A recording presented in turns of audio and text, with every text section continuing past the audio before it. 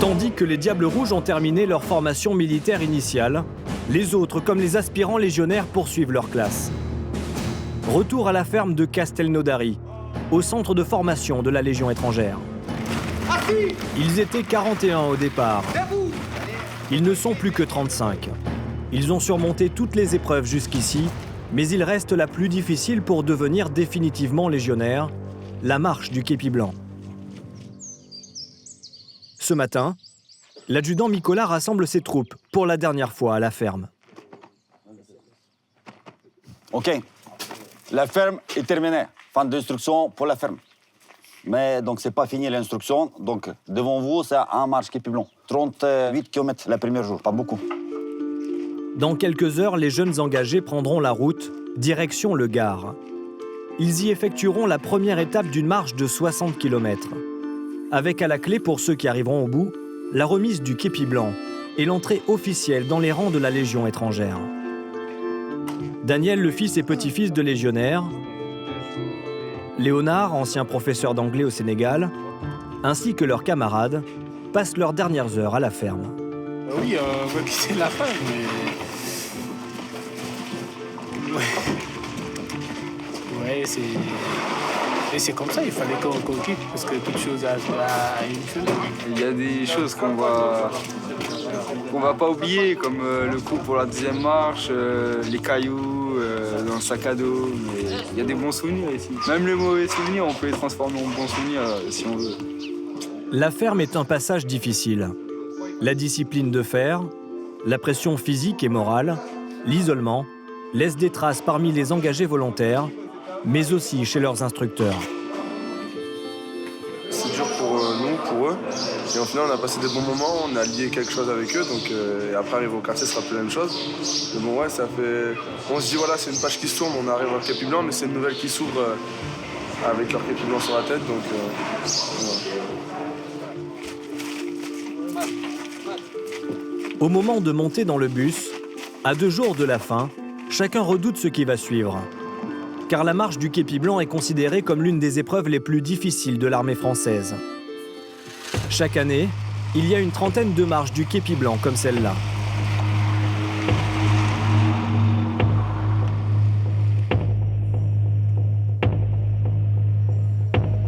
Il est 4 heures du matin. La section a dormi dans une petite salle des fêtes d'une commune du Gard.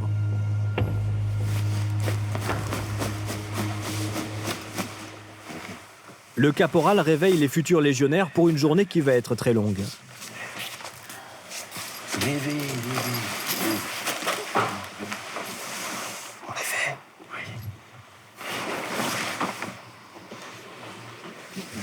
Le temps de comprendre ce qui se passe, tout le monde se prépare sans un bruit. Les soldats accordent un soin tout particulier à la préparation de leurs pieds, tels des sportifs de haut niveau. Et dans les dernières minutes avant le départ, ils sont tous très tendus. C'est une journée très importante pour nous.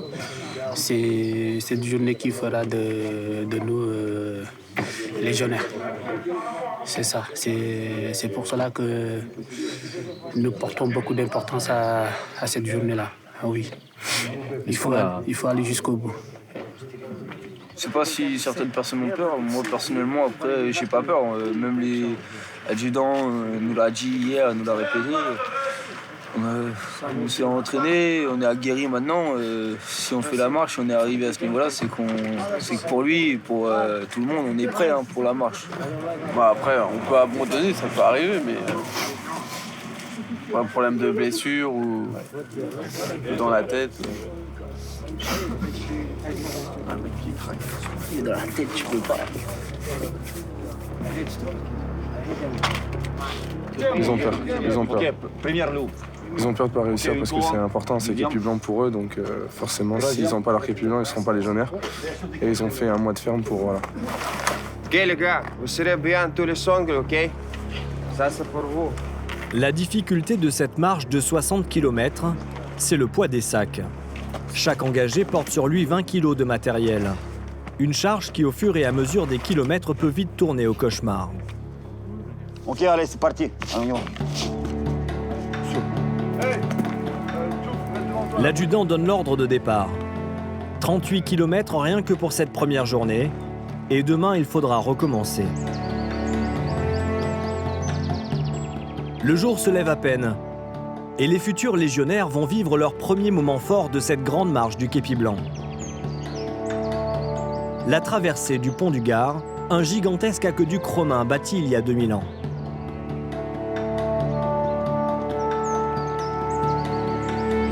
De quoi transformer l'adjudant Mikola en guide touristique, mais version Légion. En 15 secondes, l'affaire est bouclée. Allez, ici, regardez ici. Donc les Romains construisaient là comme ça, pont de Gard, qui ramène l'eau vers la Nîmes, compris? Là, de l'eau, là-bas, compris? Allez, c'est parti.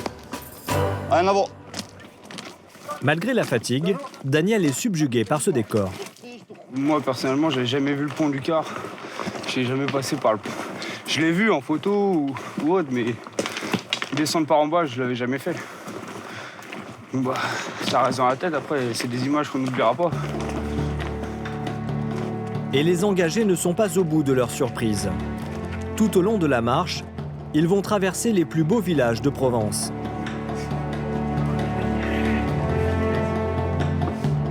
L'adjudant Mikola est né en Ukraine. Pourtant, comme beaucoup de légionnaires, il est tombé amoureux de la France et de son histoire. J'ai essayé un peu de rappeler comme la France est un bel pays, avec la belle histoire. Donc c'est pour ça que je vais un peu parler des constructions des Romains et tout le reste. Il y a certains qui ont compris, il y en a certains qui n'ont pas compris, mais quand même, quand on marche à côté du pont de Gard, c'est impressionnant quand même. Mais la beauté du paysage n'efface pas les premières douleurs. La colonne enchaîne les montées et les faux plats depuis 20 km. Et pas la moindre descente pour souffler. Daniel commence à souffrir.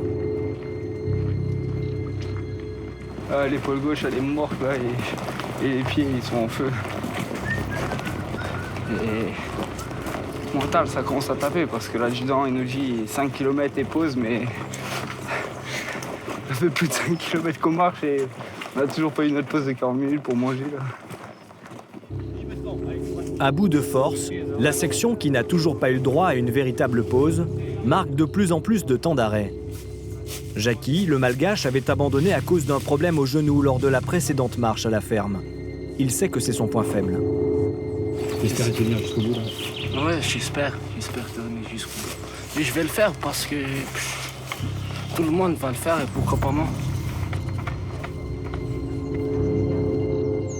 Enfin, après 5 heures d'effort, l'adjudant Mikola accorde la pause tant attendue. Ah, rapide. Ok, regardez. Et pour remonter le moral des troupes, il fait un petit point topographique. Montez ici. Okay. Regardez. Ici, on marchait comme ça. Hop. Nous arrêtons ici, là. Là, maintenant, on reste comme ça. On marche ici. Ici, dodo. C'est bon? Oui. Question? Facile? Non. Allez. Ouais. C'est pour un peu préparer psychologiquement. C'est tout. Comme ça, c'est sûr. Comme ils marchent derrière, ils ne savent pas combien de la distance. Psychologiquement, c'est plus facile. Ils savent déjà à peu près combien il reste. Donc, c'est plus facile. Hey, quatrième groupe! Hey, quatrième groupe! Les kilomètres s'enchaînent. La section traverse le Rhône et entre dans le département des Bouches-du-Rhône. Les heures passent et personne n'a encore abandonné. Mais alors qu'il ne reste que quelques kilomètres à parcourir, certaines recrues sont au bord de la rupture. On sent déjà, ils ne parlent plus. Ils commencent à baisser la tête. Et on voit leur posture, comment ils marchent et tout. Ils commencent à avoir des douleurs aux pieds, ils commencent à avoir mal au dos, c'est normal. Au bout de 30-35 km, le poids du sac il commence à tirer, c'est normal. Il ne faut juste pas qu'on en perde. Il faut qu'ils tiennent tout jusqu'au bout. Et voilà, pour l'instant, ils serrent les dents et ils avancent, c'est tout. Pour les engagés, tout se passe maintenant dans la tête. On pense à plein de choses. On pense à la famille, les amis. On peut même penser qu'est-ce qu'on fout ici. Ah, ce qui me manquerait le plus, c'est une bonne douche. Un bon McDo. Un bon grec. Tout ça. Et putain, on va s'en souvenir de cette marche. Allez, serrez. Mettez-vous à gauche. Allez, serrez. À 18h, c'est la fin du calvaire pour les futurs légionnaires. Du moins pour aujourd'hui. Ok, hey, écoutez bien. Il n'y a pas de bobo, tout va bien, non? Oui, moi, Est-ce que vous êtes fatigué? Ok, aujourd'hui, vous faites exactement 38 km, c'est bon? Donc, vous êtes demi-légionnaire pour l'instant, compris la képi à moitié. Compris képi moitié?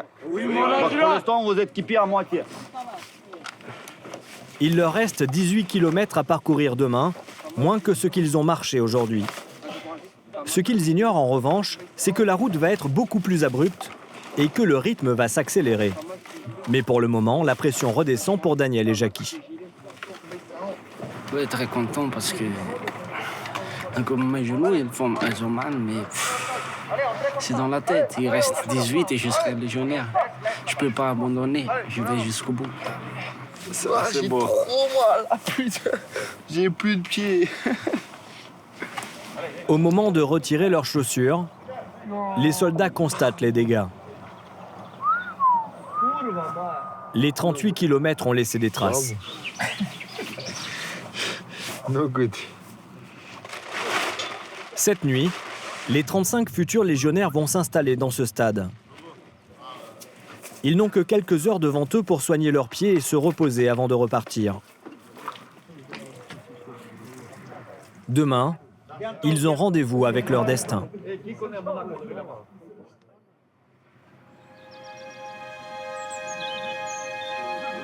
Alors que le soleil n'est pas encore levé, la section est déjà debout. Le réveil est difficile.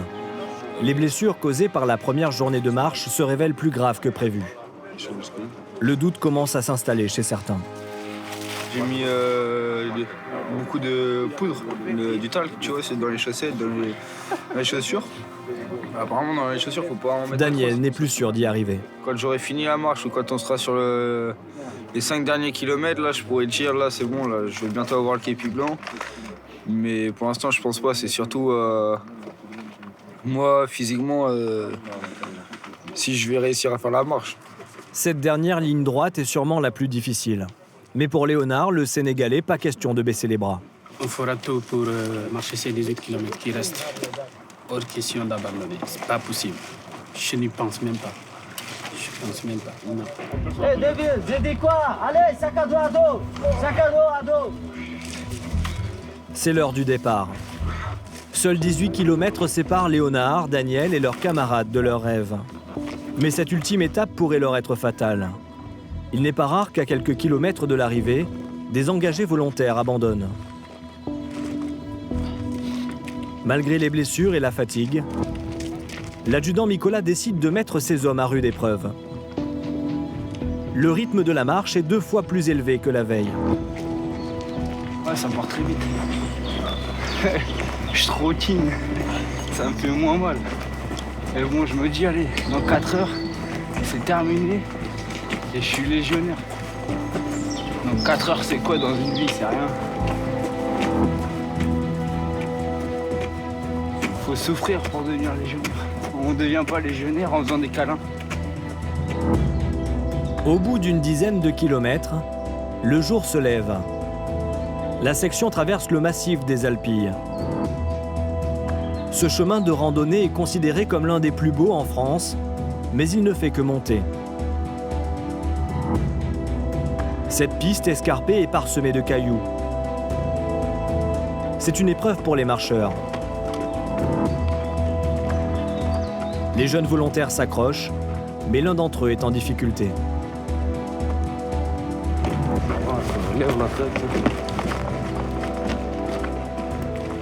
Daniel n'arrive pas à tenir le rythme. Il fait ralentir la section. Alors l'adjudant Mikola a demandé à ce qu'il marche juste derrière lui pour le motiver à sa manière. En fait, la distance est récompensée par la vitesse. Tu vois là? Il faut que tu comprends ça. C'est bon? Hier, on marchait beaucoup 38, on marchait tranquille. Aujourd'hui, on fait 15, mais on fait un peu plus vite. Comme ça, tu vas vraiment, tu vas rappeler ton marche qui est plus blanc. Ah bah oui, mais ça, je vais pas l'oublier, mon avion. Bah, c'est bien. On a dû partir à 2 heures dans la nuit. 12 heures dans... Non, mais hey, tu vois quoi? En vitesse tortue ou quoi? Oui, mon avion. Ouais, putain, je pense bientôt tu vas crever. Mais Daniel n'a plus la force de plaisanter. Il est au bord de la rupture. Derrière, les autres recrues sont également épuisées. Alors, pour amener tout le monde jusqu'au bout, l'adjudant Nicolas va jouer son dernier joker. Galvaniser les troupes en récitant haut et fort le code du légionnaire.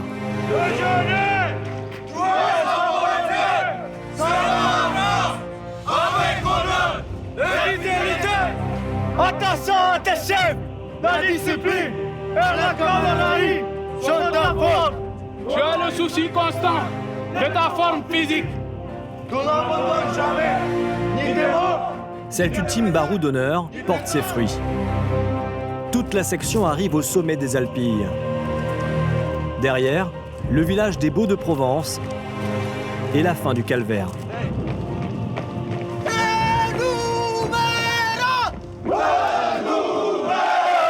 Mais à quelques kilomètres de l'arrivée, une dernière épreuve attend encore les engagés.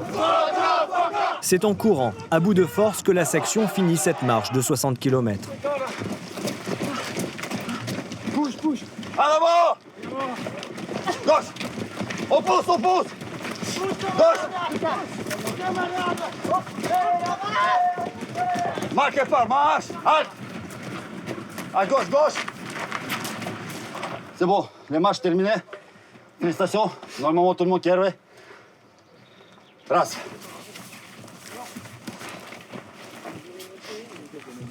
Ça y est, légionnaire. On n'a pas encore le képi, mais la marche est terminée. Il n'y a plus de problème. On a mal aux pieds, mais il reste plus que quelques heures avant d'avoir le képi blanc. La remise est à 15h30. Donc là, c'est bon, on est bien. On est bien, on est très bien. C'est au milieu des ruines de ce château du XIe siècle que dans quelques heures, les nouveaux légionnaires recevront leur fameux képi blanc. En attendant, à l'abri des regards indiscrets, la section est rassemblée pour préparer la cérémonie. Les recrues s'apprêtent à vivre un moment fort de leur carrière. Pour cette occasion unique, Daniel et ses camarades vont revêtir leur tenue de parade. C'est la première fois qu'ils la porteront. Une tenue empreinte de tradition, dont certains détails rappellent l'histoire de la Légion étrangère. Tourne. Tourne. Tourne. Avant, les légionnaires utilisaient le ceinturon pour ne pas avoir mal au ventre. Donc, avant, le ceinturon bleu est utilisé à l'intérieur de la veste. Et avec le temps, ça restait la tradition d'utiliser le ceinturon. Et le ceinturon, maintenant, c'est à l'extérieur de la veste. Chaque détail de cette tenue de parade a son importance. Et rien n'échappe à l'œil vigilant des instructeurs. Donc vous bougez pas. La veste, tu tires, le pantalon, il faut qu'il monte un peu. C'est bon? Ouais, niveau putain. Après, lui, il tourne. Veste, bouton fermé. C'est bon? Petit à petit, la fatigue, la souffrance font place à la fierté. Certains futurs légionnaires vivent déjà un moment unique. Pour Jackie, le malgache qui craignait de ne pas arriver au bout, le rêve se concrétise enfin. C'est différent, quoi. C'est une sensation qu'on n'a jamais sentie. La fierté déjà de porter ça. Fierté. Vous le trouvez beau? Bien sûr, oui. C'est très important pour les légionnaires la tenue. Et pour eux, c'est unique, et c'est une chance de pouvoir la mettre. C'est pour ça qu'ils font super attention. On voit ils sont figés quand ils mettent la tenue. Donc ils font attention de ne pas abîmer leur tenue et sur leur visage tout va changer. Donc ce sera plus de la souffrance, ils seront heureux d'avoir cette tenue plus le képi blanc qui va avec. Parmi ces soldats, beaucoup viennent des 4 coins de la planète pour se retrouver ici aujourd'hui, au château des Baux-de-Provence. Après leur marche de 60 km, les pieds sont encore fragiles et la démarche chaloupée. Dans quelques secondes, ils vont devenir des légionnaires. Léonard, Daniel et leurs camarades ont tous relevé leur défi. Section commandant, calme!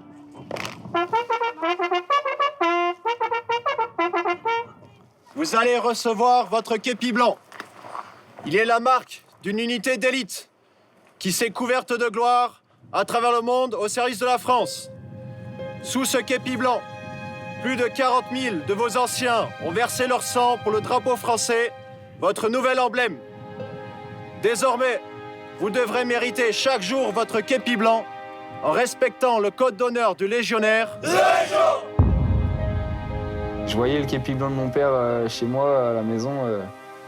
Parfois, je le touchais et il me disait non, tu touches pas. Ou j'ai déjà voulu le mettre sur la tête. Il m'a dit non, tu le mets pas. T'es pas légionnaire, t'es pas parti à la Légion, tu le mets pas. Ça, faut le mériter. Tout le monde le dit. Un képi blanc, ça se mérite. Moi, je voulais être un soldat depuis tout petit, alors j'ai tenté ma chance et je me suis donné à fond.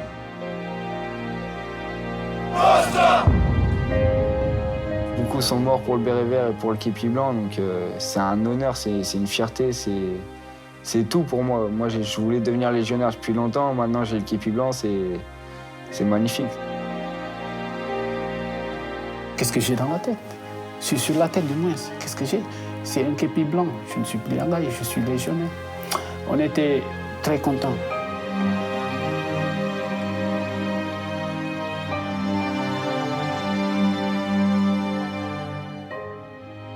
Quand mes parents vont me voir, ils sont tellement contents qu'ils ne sauraient pas quoi faire. Ils seront fiers de moi, très très fiers.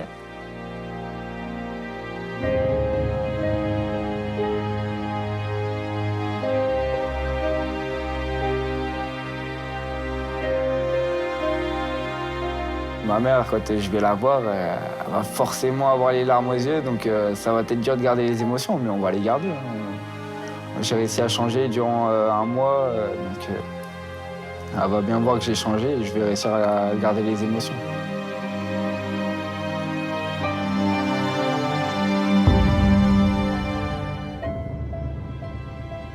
Les 35 nouveaux légionnaires vont continuer leur formation militaire pendant 3 mois encore.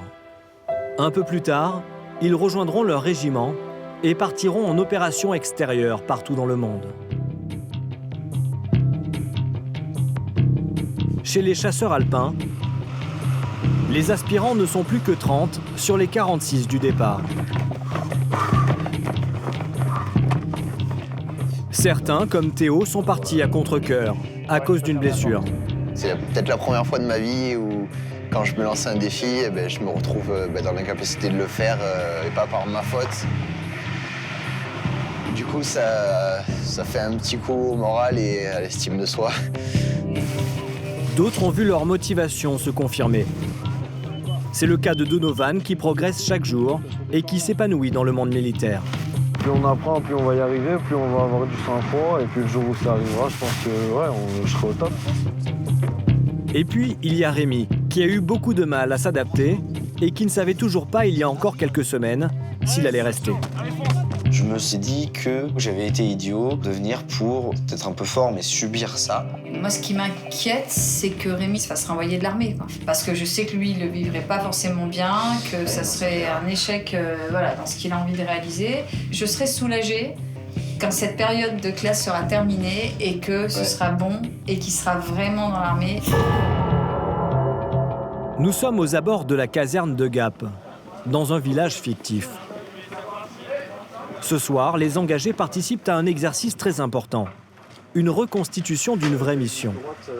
Les futurs chasseurs alpins doivent tenir une position qui sera bientôt attaquée par des rebelles. Dans l'immédiat, le but, c'est de faire en 10 minutes, de poser des bâches sur les fenêtres, parce qu'ils vont essayer de balancer les grenades dans la baraque. En avant.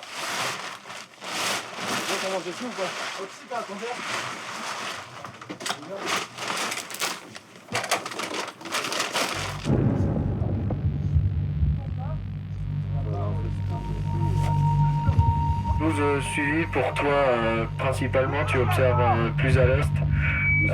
afin d'identifier toute infiltration.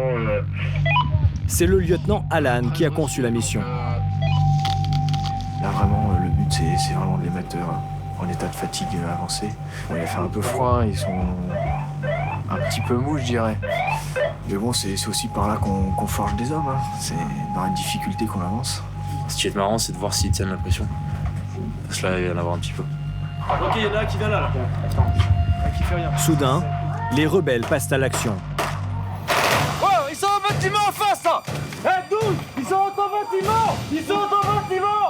Infiltration. Ok, allez, on bloque le bâtiment. Ils sont dans le village là. Vas-y, toi aussi là.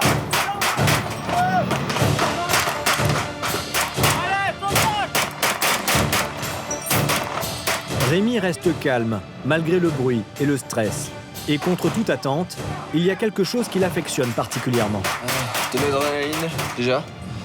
Parce que là, on est un peu en action. Enfin, pour la cellule, c'est comme.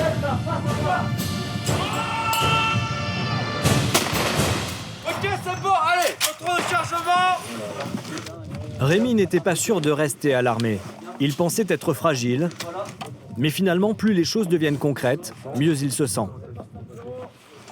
Maintenant que j'ai vécu certaines situations, je pense que je suis capable de faire des choses beaucoup plus dures que ce que je faisais avant.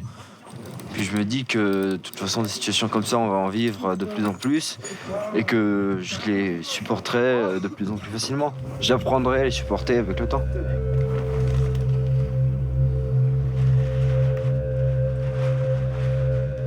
Les attaques se sont succédées au cours de la nuit et les stagiaires n'ont dormi que quelques heures.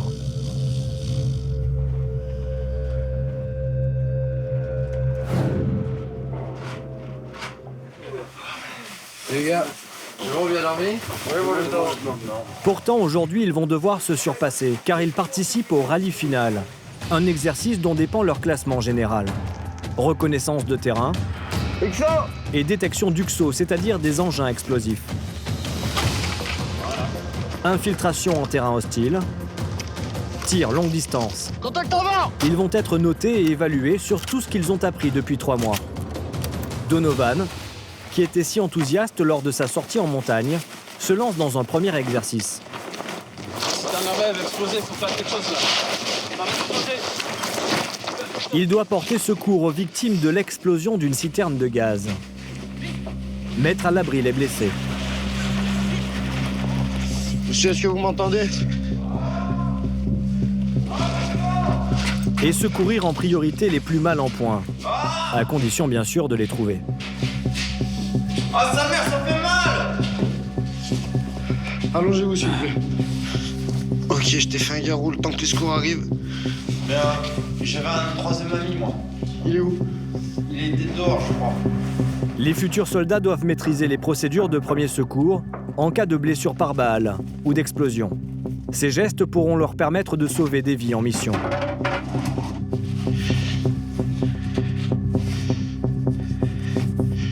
Donovan, qui était en échec scolaire, est ici un excellent élève.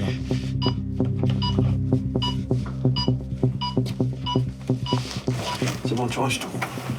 Un peu fatigué sur ces 2 jours, mais pour l'instant, je me sens bien. Sur chaque atelier, pour l'instant, je fais pas trop d'erreurs, donc ça va. Et donc, on va continuer, on va essayer de continuer comme ça pour avoir la fibre, mais normalement, il n'y a pas de raison. Donovan rejoint l'équipe de Rémi. Ils vont se dispatcher dans la clairière pour un exercice de reconnaissance de terrain. Ta place est ici, d'accord? Ta mission, c'est de surveiller le découvert. D'accord? Monsieur Caporal. Allez.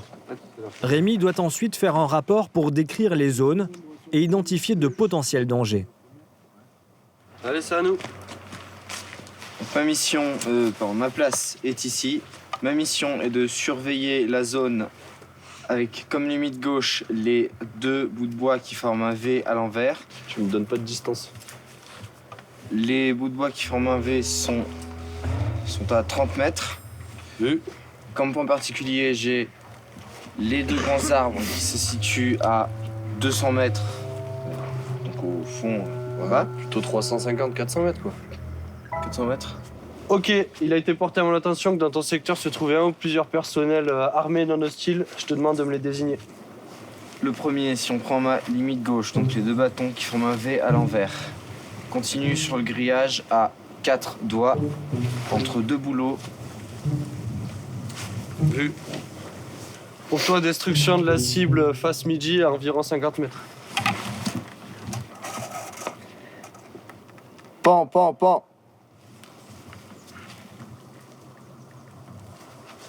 Compte rendu. À 50 mètres, au niveau du bosquet, à 4 doigts de ma limite gauche, un personnel détruit, 3 cartouches consommées. C'est bon pour toi. Allez. La performance de Rémi n'est pas parfaite, mais il n'est pas le seul à avoir commis des erreurs. Donovan lui aussi s'est fait reprendre par les instructeurs. Il m'a dit, moi j'ai attendu comme un con avec mon FAMAS là en position. T'as vu ton c'est vital? Oui, ça j'ai oublié moi. Oui, Moi j'ai oublié de le faire là aussi. J'ai baissé et il m'a dit tu fais quoi là? Ah oui, excusez-moi, c'est vital. Petit raccord camouflage. Rémi apprécie de plus en plus l'entente avec ses camarades. La cohésion, c'est de la confiance déjà. On se protège les uns les autres. Par exemple, si mon casque est mal mis, je sais qu'il y a un de mes collègues qui va sûrement le voir et qui va me le dire. C'est une des bases de notre formation. Tu mets un coup sur l'air? Vas-y. Les ateliers vont s'enchaîner. Même en s'appliquant, il y a beaucoup d'informations et de gestes à retenir. Et les recrues sont fatiguées, alors forcément, des erreurs, il va y en avoir beaucoup. Certaines sont énormes. Il est sérieux? Pour se cacher, ce stagiaire choisit un champ de mine.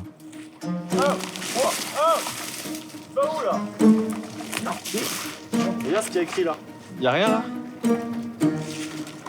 Là. À la fin de la journée, le sergent fait un premier bilan et il n'est pas satisfait du tout par les résultats de l'équipe de Rémi et de Donovan. Ok, bah moi je vous dis direct, je suis pas content, je suis même déçu.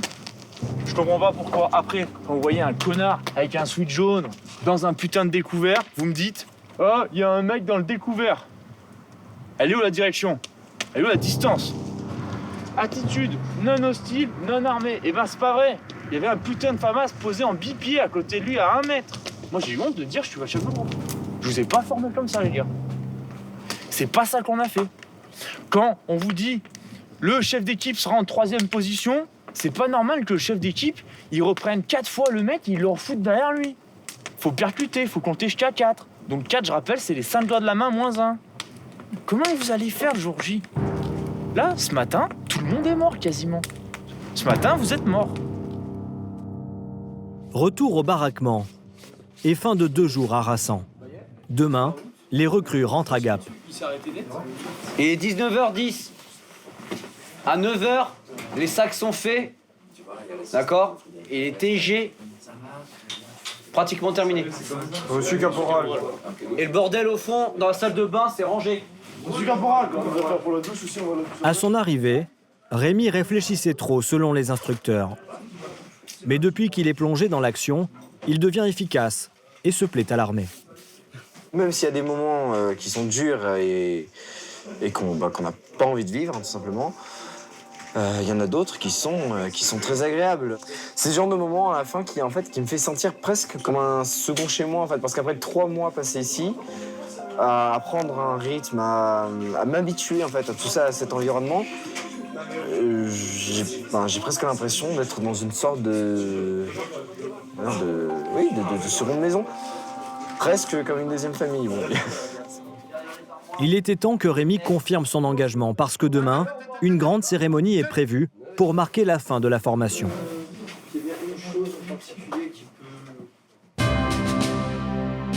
Retour à la caserne de Gap. Ils étaient 46 au départ, ils ne sont plus que 30. Je m'en vais à la guerre. Ne crains rien jusqu'au jour du retour.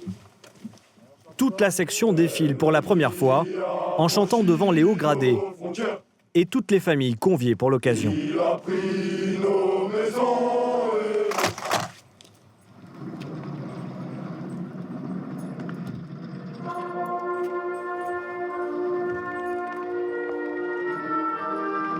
C'est le général Vincent Ponce, commandant de la 27e brigade d'infanterie de montagne en personne, qui prononce le discours.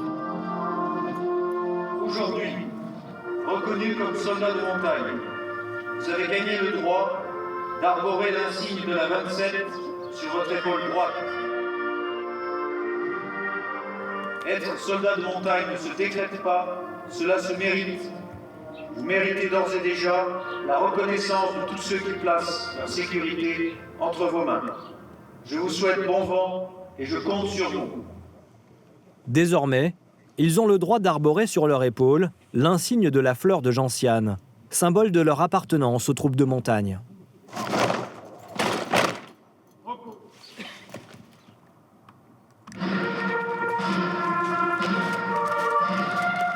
Les jeunes engagés sont d'autant plus émus que leurs proches les regardent.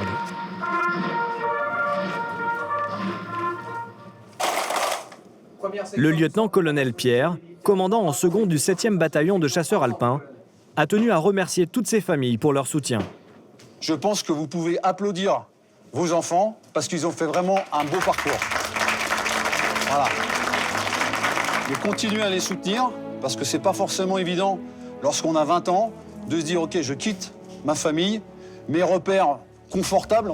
Là, ils ont pris un pari sur l'avenir. Donc félicitez-les encore, encouragez-les et je pense que de toute façon, ils sont maintenant bien partis pour réussir. Le soldat, c'est une personne qui a fait une première démarche, qui s'est investi dans sa formation, mais il ne peut se réaliser que s'il est soutenu par ses camarades, son encadrement et aussi sa famille. Mais ce lien qui va se créer et qui sera nécessaire, absolument nécessaire en opération, pour raffermir l'engagement du militaire sur des théâtres plus ou moins exposés, eh ben, il doit se construire dès maintenant. Présentez. Armes. Et pour clore ce discours, les nouveaux chasseurs alpins poussent leur cri de ralliement qui peut en surprendre certains.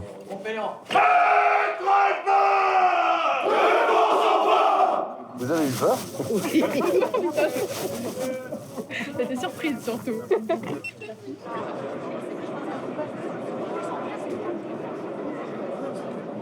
La famille de Rémi l'a soutenu depuis le début, y compris lors de ses moments de doute.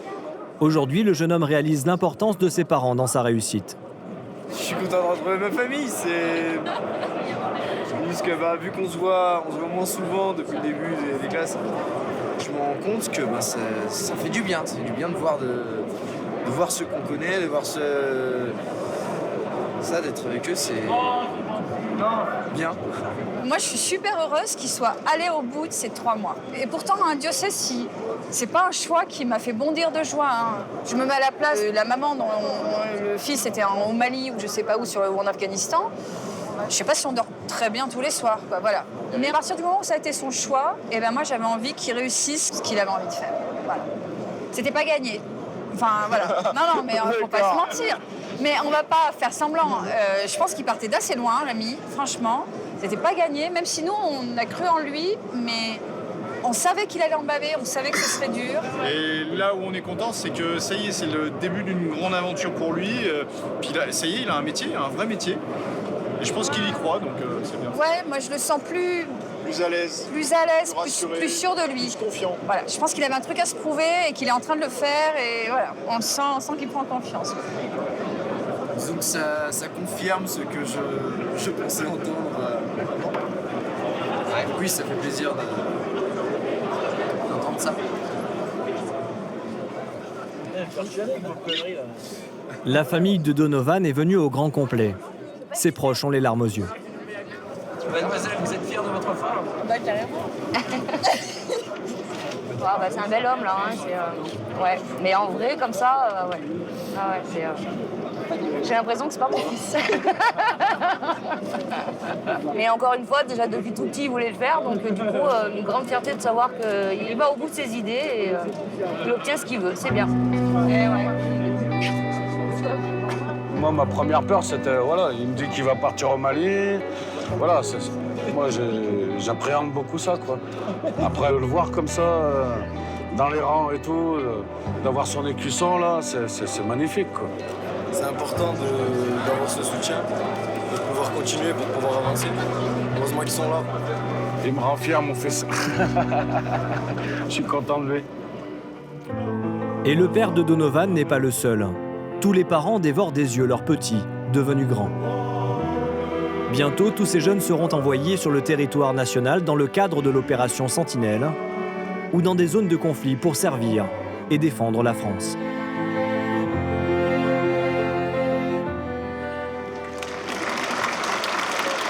Dans quelques années, les meilleurs d'entre eux pourront prétendre intégrer l'élite des chasseurs alpins, les commandos de montagne. Ces militaires sont capables de s'infiltrer derrière les lignes ennemies. Ils sont spécialistes de la collecte du renseignement, guident les frappes aériennes ou traquent les terroristes. Cette unité d'exception ne compte qu'une petite centaine d'hommes. Pour y être admis, les candidats doivent affronter une série de tests impitoyables. Seule une poignée d'aspirants sont retenus chaque année. Les sélections sont à présent terminées. Désormais, c'est la formation qui commence. Et à tout moment, les candidats peuvent encore être éliminés.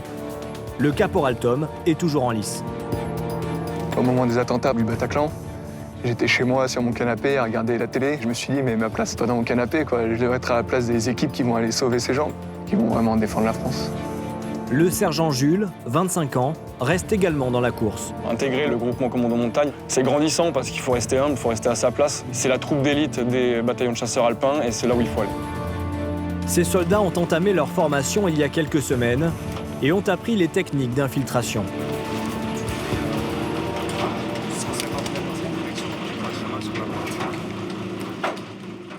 Aujourd'hui, ce n'est plus sur Terre que cela va se passer, mais à 40 mètres du sol.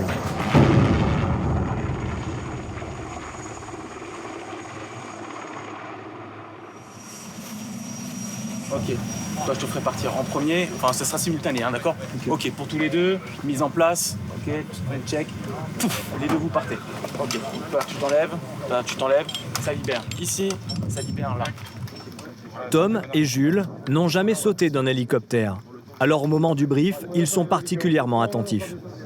De toute façon, si on s'entraîne, c'est pour l'opération extérieure. Vu que dans un hélicoptère, on ne peut pas s'entendre avec le bruit des machines, c'est pour ça qu'il y a quand même certaines bases de langage à la main, voilà, où on doit quand même se donner des informations comme ça. Mais après, sur un survenu, on ne peut pas gueuler, on peut pas. Voilà, donc il faut au maximum planifier, préparer, histoire qu'il n'y ait aucun problème, quoi. Les stagiaires doivent retenir de nombreuses règles de sécurité en peu de temps. Et chaque détail peut leur sauver la vie. Il y a quand même une problématique de sécurité.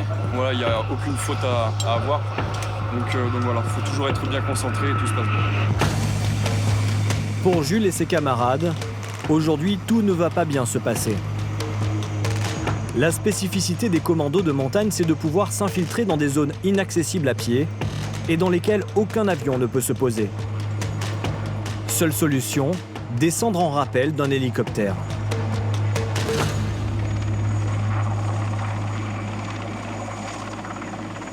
Jules et Tom sont les premiers à sauter face à face.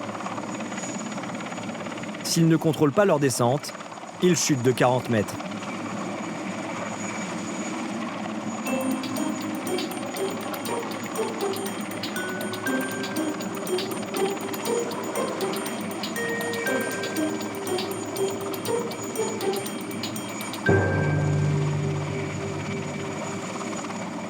Mission réussie pour les deux futurs commandos.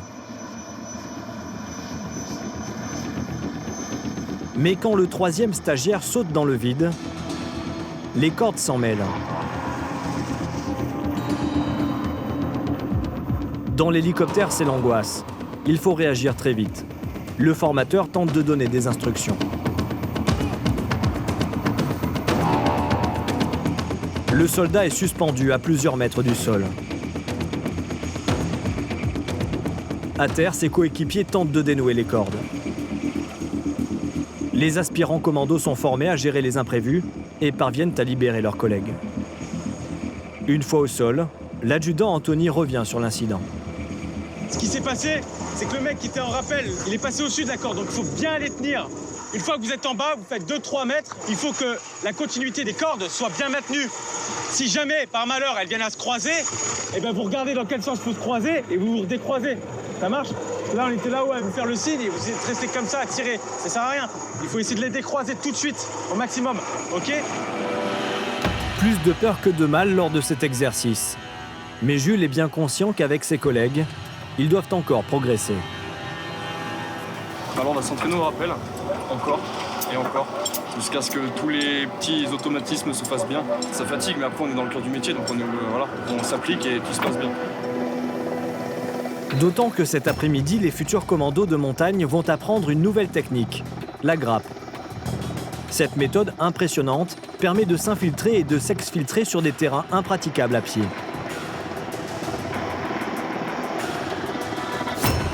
En quelques minutes à peine et sans que l'hélicoptère ait besoin de se poser, les commandos peuvent ainsi s'échapper mais aussi évacuer des blessés ou des otages. À 12 au bout d'une même corde, retenue par un simple mousqueton, mieux vaut être synchronisé et coordonné.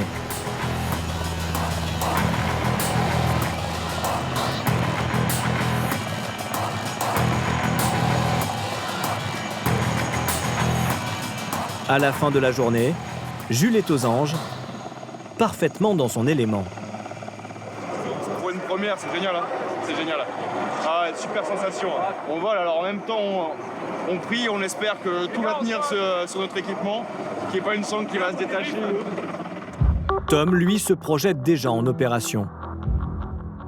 C'est pas le plus dur physiquement, mais il faut pas oublier toutes les consignes qui nous ont été données, parce qu'on est quand même pendu juste à un mousqueton, donc si les mal accrochés, pas au bon endroit, pas de la bonne manière, ça peut être quand même dramatique.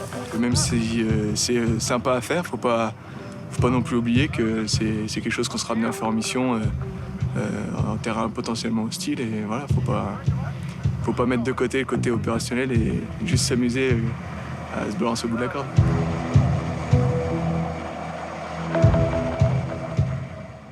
Mais le travail des commandos, c'est aussi et surtout le renseignement. Les postulants doivent être capables de récolter et de transmettre des informations rapidement et discrètement, sans se faire repérer. 50, t'as pris quoi comme longueur focale? Là déjà, il y a le premier truc qui est pas bon là, que je vois là déjà.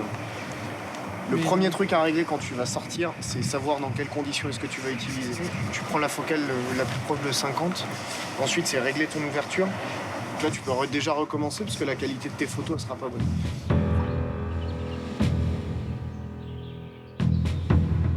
Aujourd'hui, Jules, Tom et leurs camarades vont être jugés par leurs instructeurs sur une opération d'infiltration et d'observation. Pour rejoindre la zone à espionner, les stagiaires doivent apprendre par cœur l'itinéraire. En mission, ils ne pourront pas avoir de carte sur eux, au cas où ils se feraient prendre. Tout doit être dans la tête. Du coup, Tom, moi je te laisse juste après le carrefour. À l'issue, tu reprends la tête. Chacun doit mémoriser un tronçon. On peut pas tout apprendre sur les 8 bornes. Du coup, tout le parcours est segmenté. Du coup, moi j'ai un tronçon, Tom a un tronçon, et on va fonctionner les uns à la suite des autres. Si l'un des stagiaires se trompe, c'est tout le groupe qui se perd.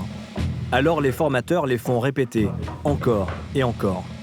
Vas-y, lance-toi ton tronçon.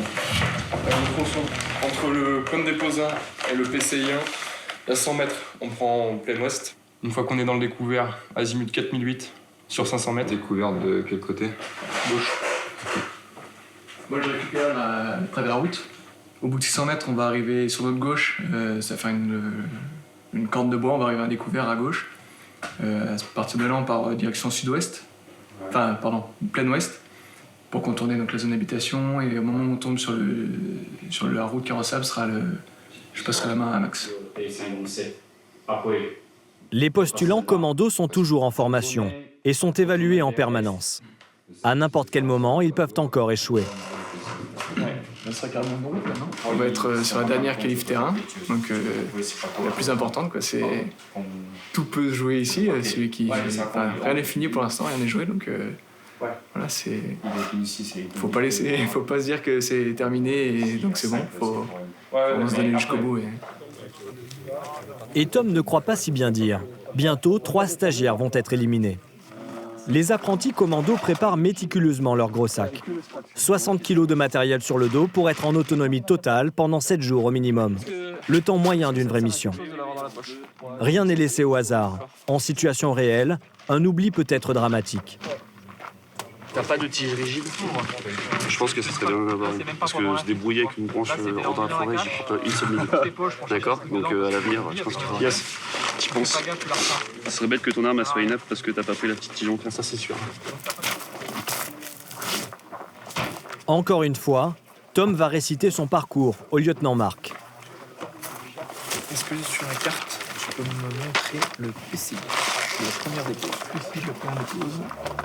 Je sais pas si vous avez vu, il y a une certaine décontraction entre nous. On marche pas au pas, on claque pas des gardes à vous tous les 5 minutes. C'est assez décontracté. Et en même temps, c'est empreint d'une rigueur très forte. Pourquoi? Parce que on envoie des équipes isolées, remplir des missions dangereuses. Quand on part tout seul comme ça, on veut être sûr que les gens qui vont être derrière nous seront capables, si jamais ça tourne au vinaigre, de venir nous chercher. Ok, impeccable. T'as quel tronçon? J'ai le premier tronçon. Deuxième tronçon, pardon. Deuxième tronçon. Là, on se situe quand même globalement vers la fin du stage. Dans quelques semaines, c'est des gens qui peuvent être projetés en opération. Donc là, on rigole pas du tout.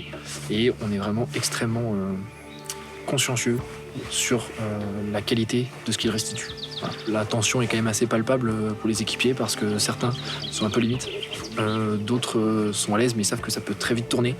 Et puis là, on est vraiment comme en vrai. On est en France, voilà, mais on joue tout comme en vrai. Il y a un cloisonnement total entre les équipes.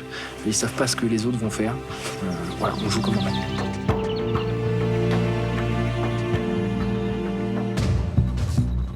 Il est 4 heures du matin. Jules et Tom sont arrivés sur la zone à espionner. Il s'agit d'une ferme isolée.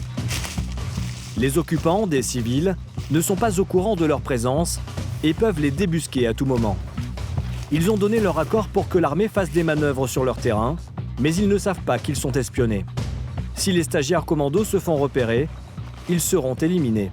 En mission, c'est leur vie ou leur liberté qu'ils peuvent perdre. Tom prend le premier tour de garde et commence à faire quelques photos qu'il consulte, cachées derrière une bâche.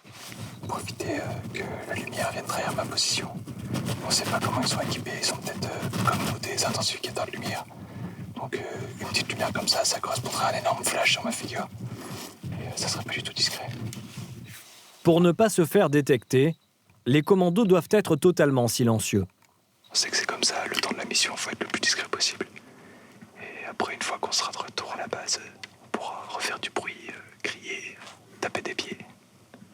Mais pour l'instant, il faut vraiment prendre sur soi, vraiment être discret. Le jour s'est levé. Jules et Tom entament cette journée de surveillance par une petite séance de maquillage.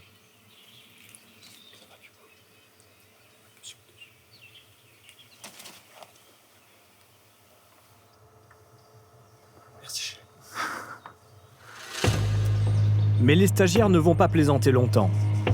Le lieutenant Yvan inspecte le poste d'observation de chaque équipe et il n'est pas satisfait par les choix de Jules et Tom. Les apprentis commandos n'ont pas pris en compte un chien qui tourne autour de la ferme et qui peut à tout moment les débusquer. Chez lui, là, il connaît tout. Donc, quand il y a quelque chose qui change dans son environnement, eh bien, il le détecte. Donc, il faut pas s'approcher. Là, vous êtes déjà très très près. Même à mon niveau un peu trop près. Mais il faut essayer de masquer un peu cette zone. Parce que ce qu'on voit en premier, c'est vos sacs. Pourquoi vos sacs, vous ne les mettez pas ici? Plus vous dispersez, plus vous êtes chance de vous faire détecter. Là, il y a encore un gros effort à travailler sur le camouflage. Et après, ça sera bon. Bonne continuation. Oui. Sans attendre, Jules et Tom rectifient et prennent en compte ces remarques. Le lieutenant Yvan est très respecté et admiré au sein des commandos. Tout ce qu'il a dit, il faut le prendre en compte. Alors, c'est pas toujours facile à entendre. Parce que ça nous met face à nos défauts et à ce qu'on a mal fait. Mais après, voilà, il n'est pas à nous rentrer dedans et à nous dire c'est de la merde. Il a dit vous pouvez améliorer. C'est ça qu'on aime bien. En plein jour, les stagiaires pourraient facilement être repérés Alors Tom a enfilé une tenue de camouflage pour se rapprocher au plus près de la ferme. Il est midi et il y a du mouvement. Pour réussir à se rapprocher le plus sans être vu. Là, on est à moins de 70 mètres de la maison. Donc c'est pour ça qu'il faut être assez discret, pas faire de... Des militaires sont arrivés, ils jouent les figurants et échangent des armes. Cela fait partie du scénario imaginé par les instructeurs. Un groupe terroriste prépare une action. Trop occupé à s'entraîner, le chien d'attaque des militaires n'a pas repéré Tom. Les photos en boîte, Tom rejoint Jules pour les envoyer le plus rapidement possible. La mission touche à sa fin et le retour à la civilisation est proche. Jules peut se détendre. Ça, c'est la vie, ça. Ça prend le moral, il n'y a rien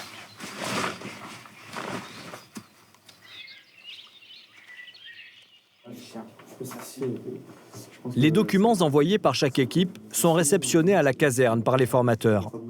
Tout est passé à la loupe et analysé, comme s'il s'agissait d'une vraie mission. Ouais, bah là, il a fait des trucs qui sont pas trop mal. Là, tu l'as vu ce qu'il a fait là? La qualité des photos est correcte puisque ça permet d'identifier les individus. On arrive à lire les plaques d'immatriculation des véhicules. Donc sur la qualité du renseignement, ça c'est bon. Ensuite, il faut qu'il fasse attention de ne pas trop s'exposer pour ne pas se dévoiler. La note de cette épreuve d'observation va compter pour 50% de leur note finale. Pour certains, elle va tout faire basculer. Pas acquis pour tout le monde. Il y a des candidats qui étaient sur la sellette et là, on attend la fin des épreuves sur le terrain pour voir si c'est validé ou pas. Mais il y aura des déçus. Il y aura des déçus. Ah ouais, ça c'est sûr. Le temps que les stagiaires rentrent à la base, les instructeurs ont attribué les notes finales et préparé le classement. Ceux qui seront admis au GCM recevront l'insigne sur lequel figure une chouette et une étoile, emblème des commandos de montagne. Mais certains ont échoué. Le lieutenant les a reçus au préalable dans son bureau pour leur annoncer la mauvaise nouvelle. Ces stagiaires malheureux seront quand même présents pour la cérémonie. Il y a 15 équipiers qui ont été reçus au stage et il y a 3 équipiers qui n'ont pas satisfait aux exigences et donc qui n'ont pas validé leur stage. Ils ne peuvent pas intégrer le GCM, ça c'est sûr. Donc ils vont retourner dans les unités où ils étaient avant de faire les tests de sélection. Et voilà.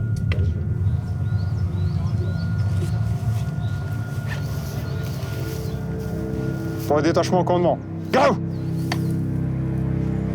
Pour l'occasion, c'est le lieutenant-colonel, adjoint au chef du GCM, qui ouvre la cérémonie. À l'image des commandos, pas de tambour ni de trompette. Et pourtant, le moment est solennel. Donc, tout d'abord, je tiens à vous féliciter pour avoir suivi la totalité de la formation. Vous venez de rejoindre le groupement Commando Montagne. C'est un début. Donc, entre guillemets, vous avez fait la partie la plus facile. Je laisse la parole au chef de stage pour l'annonce des résultats. C'est le lieutenant Yvan qui va donner les noms des admis. Le major de promotion va être appelé en premier. Et il s'agit de Jules. Le major d'équipe, stage équipier, le sergent... Présent, lieutenant. Remettez les insignes et les brevets.